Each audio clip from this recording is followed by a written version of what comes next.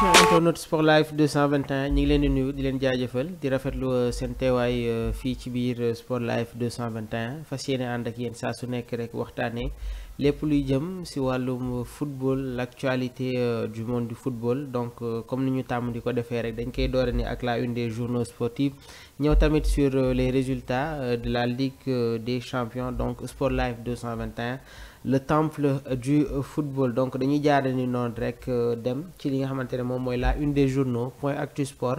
lañ koy doore ni victoire du Paris Saint-Germain donc Paris Saint-Germain doon jongante ak équipe bi di Manchester City donc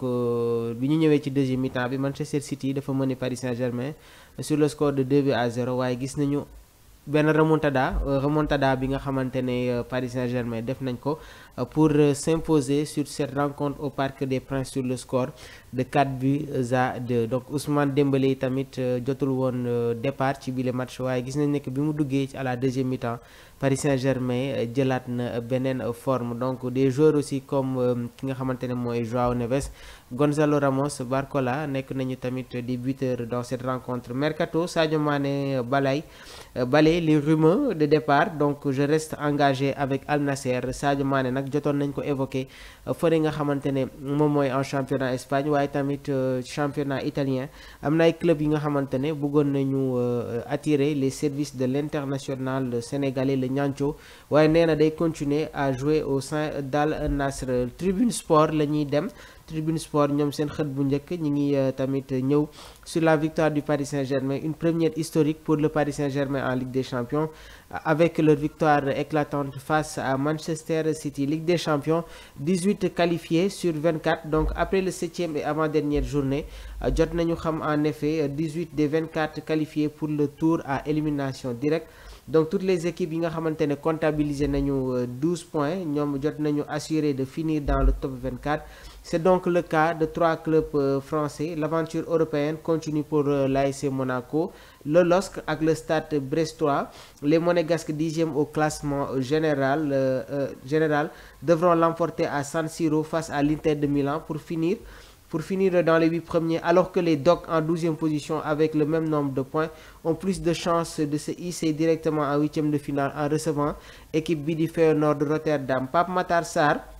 forfait contre Hoffenheim en Europa League donc touché à l'entraînement du bokk ci bile jongante tey avec 51 réalisations meilleur buteur français de l'histoire de la Ligue des Champions Mbappé lâche Thierry Henry jamono ji nag l'international français mi ngi performé au niveau du Real de Madrid et cela s'est confirmé avec la victoire du Real de Madrid face au Salzbourg sur le score de 5-1 notamment grâce à un Kylian Mbappé étincelant époustouflant lors de cette rencontre Rewmi Quotidien Sport ñoom ñi ngi ñëw ci match bu war am tey Europa League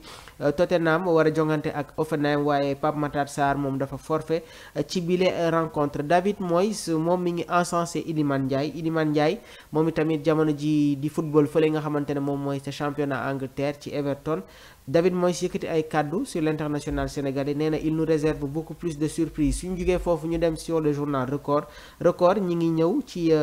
match bi nga xamante ne war na am tey en C3 Lazio de Rome di dalal la Real Sociedad à 20h Boulaye Dia pour faire parler sa forme gannaaw ba mu tamit moom entamé cette saison de la plus belle des manières gisoon nañu tamit y a eu une période moins heureuse waaye jamono ji on retrouve le Boulaye Dia bi nga xamante ne voilà mi ngi en pleine forme donc dinañ mën a xam exactement tey jii ban prestation le Sénégalais bi di def face à la Real Sociedad Ancelotti appelle Babacar Diogou Ndiaye surprise du coach à l'entraînement donc l'international sénégalais bien vrai que kenn oowagu ko en tanière moom itamit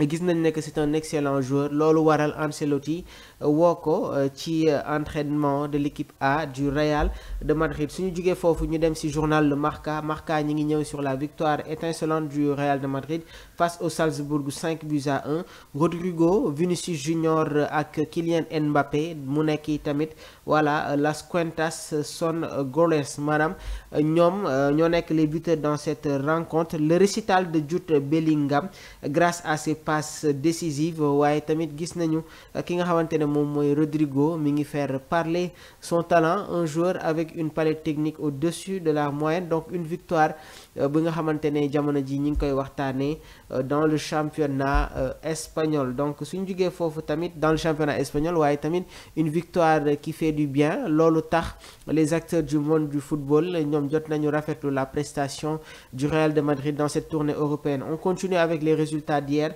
Leipzig doon jongante ak Sporting, Leipzig gagné sur le score de 2-1. Shakhtar Donetsk doon jongante ak le Stade Brestois, 2-0 en faveur du Shakhtar. Milan AC s'impose face au Girona 1-0. Arsenal Dynamo Zagreb 3-0. Celtic Young Boys, Celtic moo gagné 1-0. La défaite du Bayern Munich face au Feyenoord sur le score de 3-0. Donc mu nekk tamit voilà la surprise de cette journée de Ligue des Champions. Le Paris Saint-Germain qui s'impose face à Manchester City 4-1. Real de Madrid Salzbourg 5-1. Sparta Prague doon joué ak Inter de Milan, Inter gagné sur le score de 1-0. Donc mu nekkoon ni tamit les résultats de cette tournée concernant li nga xamante ne moom mooy la Ligue des Champions. Mu nekkoon ni tamit information yi nga xamante ne ñu ngi leen koy toppal saa su nekk yéen suñu mbokku internautes yi. Donc ñu ngi leen di wax tamit ngeen wëy di ñu topp saa su nekk fii ci biir DKR fii ci biir Sport Life 221. Je salue au passage tamit mon grand ki nga xamante ne moom mooy Lamine Gueye, restaurant Le Ngalam. Allez faire un petit tour et vous serez très ravis. Comme ni ma tam di ko waxee, y a toujours des repas succulents et bis boo leen fa demee je pense que vous allez être dans la continuité concernant à rejoindre ce placement. D'ici là, restez connectés. Di jaajëfal bu baax a baax le technicien de DKR Sport Life 221 Omar Silla. ñu ngi leen di wax ngeen wéy di ñu topp fii ci biir Sport Life 221 jërë ngeen jëf.